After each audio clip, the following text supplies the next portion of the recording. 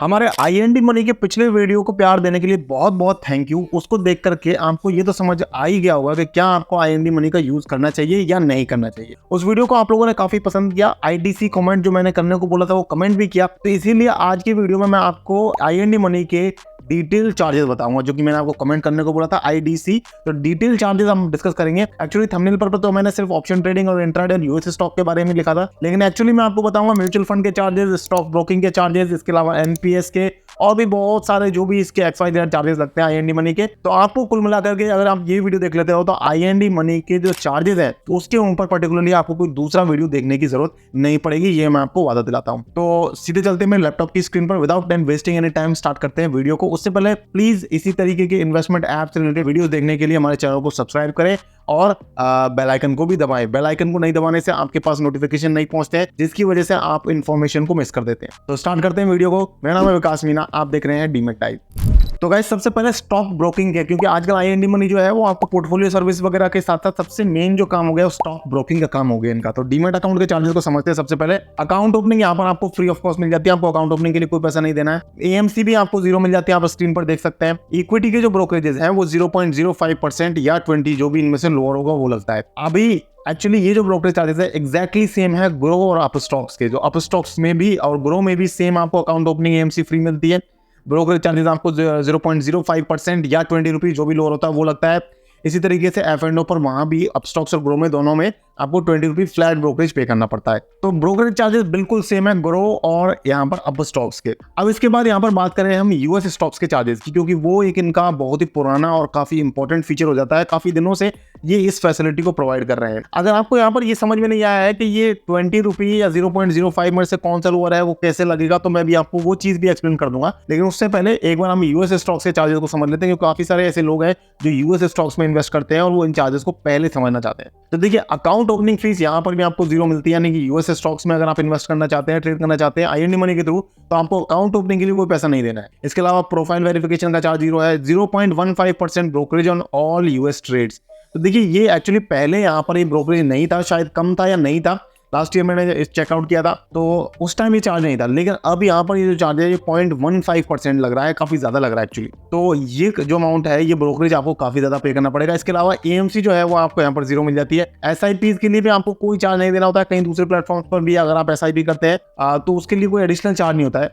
लेकिन यहाँ पर यूएस स्टॉक्स में अगर आप यूएस स्टॉक्स में और ईटीएफ्स में अगर आप एसआईपी करते हैं तो उसके लिए आपको कोई चार्ज नहीं लगेगा। लेकिन इसमें आपको एक चीज ध्यान में रखने वाली है कि जब आप यूएस स्टॉक्स में एसआईपी करेंगे तो आप उन्हें डिलीवरी में खरीदेंगे, और जब आप उन्हें डिलीवरी में खरीदेंगे तो वहां पर एक्चुअली ब्रोकरेज तो लगेगा ही। और ब्रोकरेज किस रेट से लगेगा, वो लगेगा 0.05% या 20 रुपी, जो मैंने आपको बताया कि अभी मैं आपकी डाउट को भी क्लियर करूंगा। लेकिन उससे पहले यूएस स्टॉक्स के आपको अगर आप विड्रॉल करते हैं जो यूएस स्टॉक्स में आपका पैसा है, तो ये आपके फेडरल सेविंग्स अकाउंट में आता है। अगर आप आईएनडी मनी में यूएस स्टॉक्स इन्वेस्टमेंट करने जाएंगे तो आपको फेडरल बैंक में अकाउंट एक क्रिएट होता है, क्योंकि यहाँ पर पैसा जो है वो एक बैंक आपका इंडिया का भी लगेगा, एक बैंक आपका यूएस का लगेगा, क्योंकि पैसा डॉलर से रुपी में कन्वर्ट होता है, रुपी से डॉलर में कन्वर्ट होता है, इसलिए हमें वहां के एक बैंक की भी जरूरत पड़ती है। तो ये फेडरल सेविंग्स अकाउंट ओपन करके देते हैं, तो इनका विड्रॉल भी कह रहे हैं 0 है। लेकिन यहाँ पर जो प्लेटफॉर्म फी लगती है वो 0.75% एडिशनल लग जाती है। तो ये आईएनडी मनी की प्लेटफॉर्म फी लग जाती है। ट्रैकिंग चार्जेस यहाँ पर 0 है। तो गाइस ये जो चार्जेस है इनको देखा जाए तो ये ज्यादा बड़े चार्जेस नहीं है, लेकिन यहाँ पर आपको ये चीज ध्यान रखने वाली है, मनी विड्रॉल चार्जेस।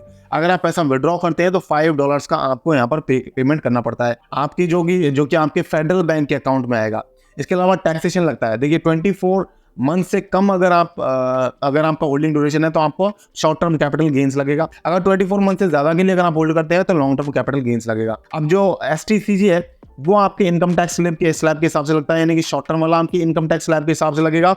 और अगर आप 24 मंथ से ज्यादा के लिए होल्ड करते हैं तो long term capital gains tax लगेगा। ये यूएस के टैक्सेशन है एक्चुअली, तो उस केस में 20% का फिक्स टैक्स आपको पे करना पड़ेगा। इसके अलावा डिविडेंड्स की बात करें तो डिविडेंड में यहाँ पर लिखा हुआ है dividends are tax at source at a rate of 25%। Source पर ही टैक्स हो जाता है, यानी कि इंडिया में भी पहले ऐसे ही होता था। इंडिया में भी कंपनीज जो है वो जब डिविडेंड पे करती थी तो उनको वहीं पर टैक्स पे करना पड़ता था, और जो डिविडेंड आता था इन्वेस्टर्स के खाते में उनको टैक्स पे नहीं करना पड़ता था। लेकिन अब हमारे यहाँ पर रूल चेंज हो गया, अब हमारे यहाँ इन्वेस्टर को टैक्स पे करना पड़ता है। लेकिन यूएस में अभी भी वही सीन है, यहाँ पर अभी भी आपको टैक्स पे करने की जरूरत नहीं है। और ये एक्चुअली टैक्स क्योंकि कंपनी ने दिया है, इसे आप एक्चुअली ऑफसेट भी करवा सकते हो। तो ये चीज आप इनकी वेबसाइट पर आकर के पढ़ भी सकते हो डिटेल से। अब बात करते हैं म्यूचुअल फंड के चार्जेस के बारे में। तो म्यूचुअल फंड के जो चार्जेस हैं आई मनी के बिल्कुल जीरो है। यहाँ पर आपको डायरेक्ट म्यूचुअल फंड्स को ही ध्यान रखना है एक चीज कि आपको रेगुलर म्यूचुअल फंड नहीं खरीदना है, डायरेक्ट म्यूचुअल फंड ही अगर आप खरीदते हैं तो ये सारे चार्जेस जो जीरो दिखा रखे हैं ये जीरो एक्चुअली लगेंगे भी। लेकिन अगर आप कोई दूसरे चार्जेस के चक्कर, अगर आप रेगुलर म्यूचुअल फंड के चक्कर में पड़ जाते हैं तो फिर यहाँ पर कोई गारंटी नहीं है। फिक्स डिपॉजिट के चार्जेस की बात करें, सारे चार्जेस यहाँ पर भी जीरो दिखा रखे हैं।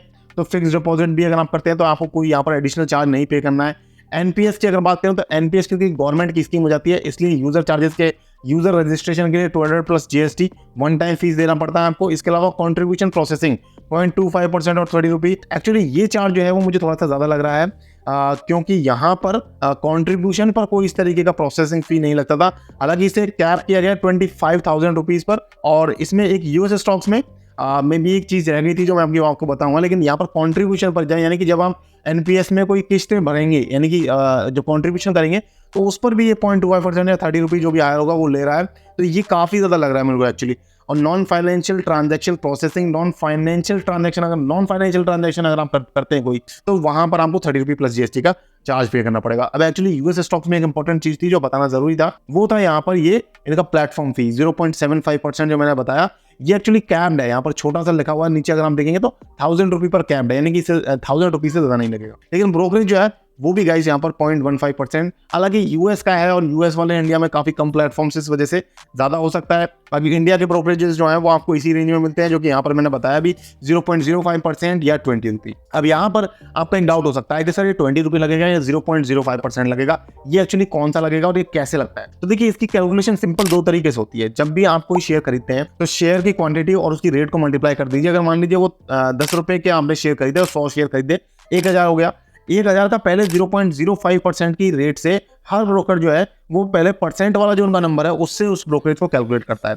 और उससे जो नंबर आता है अगर वो 20 रुपीज से कम होता है तो जो परसेंट बेस से कैलकुलेट करने पर आया वही ब्रोकरेज लग जाता है। और अगर 20 रुपी से ज्यादा ब्रोकरेज आया तो 20 रुपी ही कैप हो जाता है, 20 रुपी से ज्यादा ब्रोकरेज नहीं लगता है। तो इसे सिंपल भाषा में हम ऐसे समझ सकते हैं कि जो 20 रुपी चल रहा है मार्केट में, कहने के लिए ये एक्चुअली मैक्सिमम ब्रोकरेज है।